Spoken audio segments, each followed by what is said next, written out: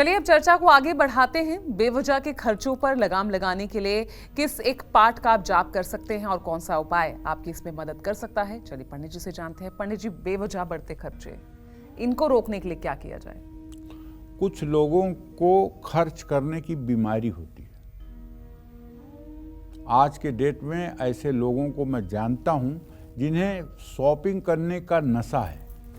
अगर उनके पास पैसे हो तो वो घूम घूम कर आवश्यक अनावश्यक चीज़ें खरीदते रहेंगे, चाहे उसका उपयोग हो या ना हो, लिया करके घर में ठूंसते रहेंगे और जब पैसा खत्म हो जाएगा तो पैसे की कमी का रोना रोएंगे।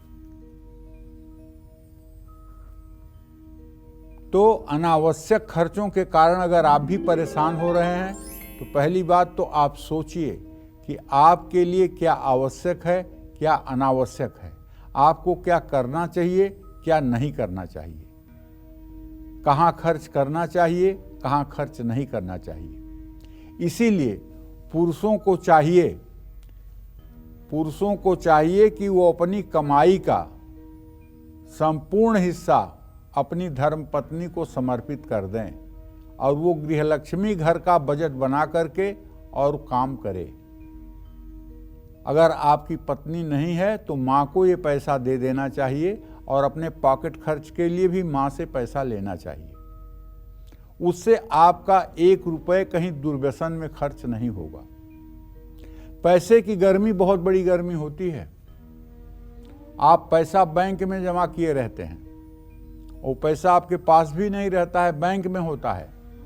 लेकिन अगर ज़्यादा पैसा आपके बैंक में है, वो आपसे कोई बातचीत करे 10-20 मिनट तक, तो उस पैसे की गर्मी आपके आवाज़ से निकलती है, आपके वाणी में उसका अहंकार झलकता है। पैसा बैंक में है लेकिन उसकी हीट यहाँ तक आ रही है, आप तक आ रही है। आप पैसा रख करके पैसे को भूल नहीं सकते। तो पैसे की गर्मी बहुत बड़ी गर्मी होती है। तो आपको चाहिए कि आप रुद्र स्तोत्र का पाठ करें और धनवान और निर्धन दोनों अवस्था में आप सहज और सरल रहें। ऐसा नहीं कि थोड़ा सा पैसा आ गया तो आप पागल हो गए, थोड़ी सी गरीबी आ गई तो आप फैल गए। 1 साल तक हर रोज आपको बरगद के पेड़ की परिक्रमा करनी चाहिए।